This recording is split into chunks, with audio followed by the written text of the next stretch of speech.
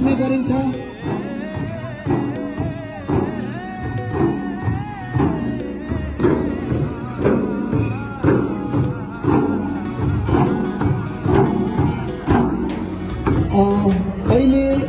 अहिले प्रस्तुत भइरहेको छ पुतुके लाङ।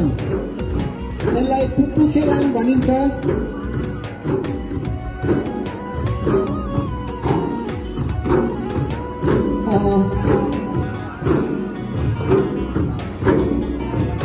गुम्बा गाउँपालिका वडा नम्बर 1 यासोको कार्यालयबाट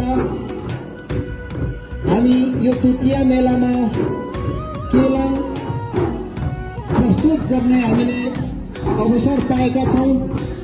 हाम्रो गुम्बा गाउँपालिका वडा नम्बर 1 का कलाकारहरूबाट विभिन्न तरिकाको नाचहरू प्रस्तुत भइरहेको छ।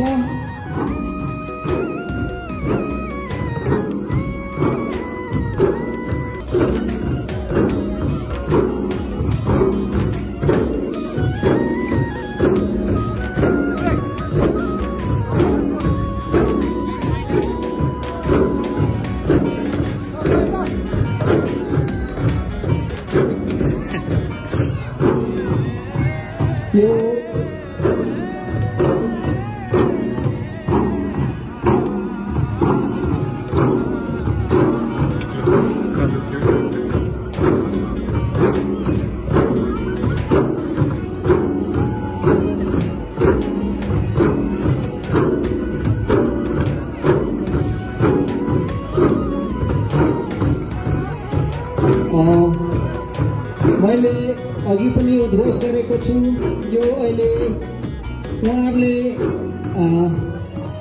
नाच प्रस्तुत गरेको यो विशेष गरी छत्थरतिर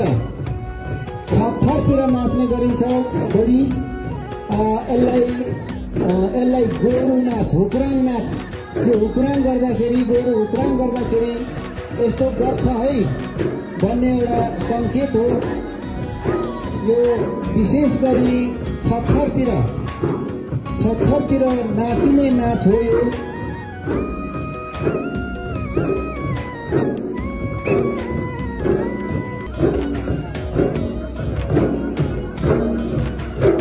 यो अहिले प्रस्तुत भइरहेको नाच ताप्लेजुङदेखि माथि, ताप्लेजुङ जिल्लादेखि माथि तमर खोलातिर, तमर खोले नाच भन्छौँ हामीले। तमर खोलातिर नाचिने नाच भएको हुनाले यो तमर खोले नाच हो।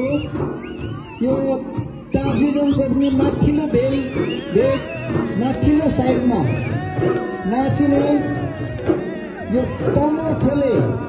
तमर खोलामा नाचिने नाच अथवा तमर खोलामा नाचिने लाङ भएको हुनाले यो तमर खोले नाच, तमर खोले लाङ हामीले भनेका छौँ।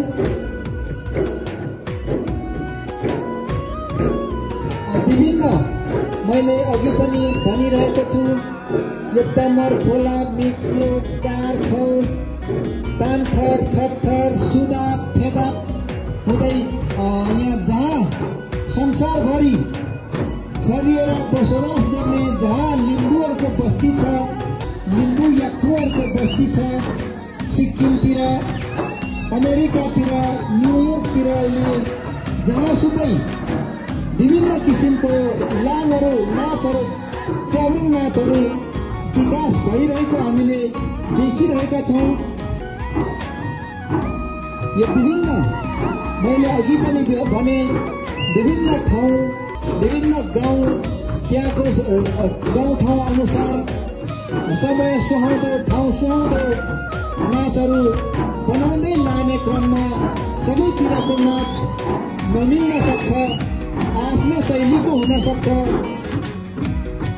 त्यसले गर्दाखेरि यो च्याब्रुङ नाच अथवा केलाङ यति आइटमको हो मात्र छ भनेर भन्न सकिँदैन। केलाङ पनि एक किसिमको सङ्गीत हो। सङ्गीतको गहिराइमा जति डुब्दै गयो, जति बृहत हुँदै जान्छ, त्यसरी नै केलाङ पनि जति सिक्दै गयो, जति स्टेपिङहरू धेरै सिक्दै गयो, जति नाचहरू धेरै सिक्दै गयो उति नै बृहत भएर जान्छ, बृहत हुन्छ। त्यसले गर्दाखेरि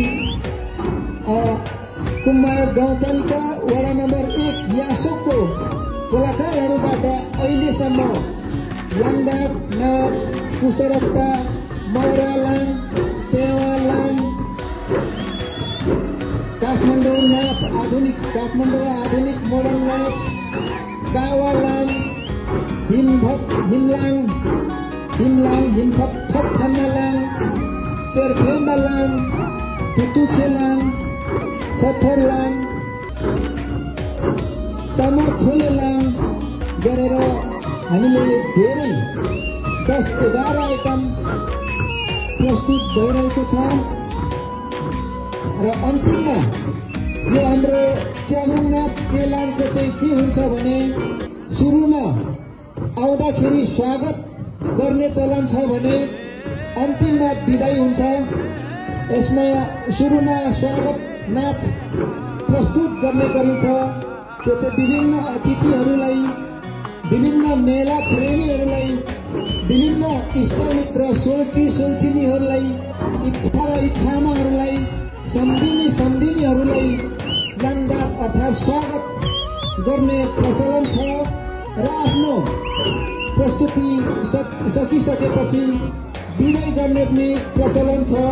उहाँहरूले के भन्दै हुनुहुन्छ भने अहिले इसाराबाट समय धेरै गइसक्यो, अब हाम्रो घर पनि पुग्नु पर्दछ।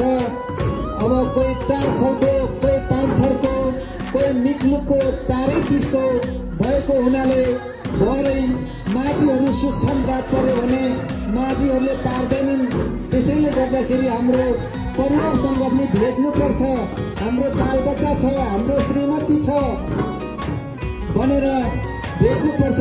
त्यसैले गर्दाखेरि अब हामी तपाईहरूसँग बिदाईको हात हल्लाउँदैछौँ, तपाईहरूसँग हामी बिदा माग्न चाहन्छौँ, हामी बिदा हुन चाहन्छौँ। यस कार्यक्रमबाट यो नाच हामीले सिद्ध्याएर हामी बिदा हुने क्रममा छौँ, बिदा हुन चाहन्छौँ भनेर उहाँले च्याब्रुङ नाचको इसाराबाट तपाईहरू समक्ष प्रस्तुत गर्दै हुनुहुन्छ। र अहिले उहाँहरू आफ्नो घरतर्फ उहाँहरू लागिसक्नु भएको छ। तपाईँ हामीसँग, अतिथिहरूसँग, मेला प्रेमीहरूसँग, हामीसँग सबैजना बौद्धिक व्यक्तित्वहरूसँग उहाँहरूले बिदा मागेर मञ्च छोडिसक्नु भएको छ। र म यस्तै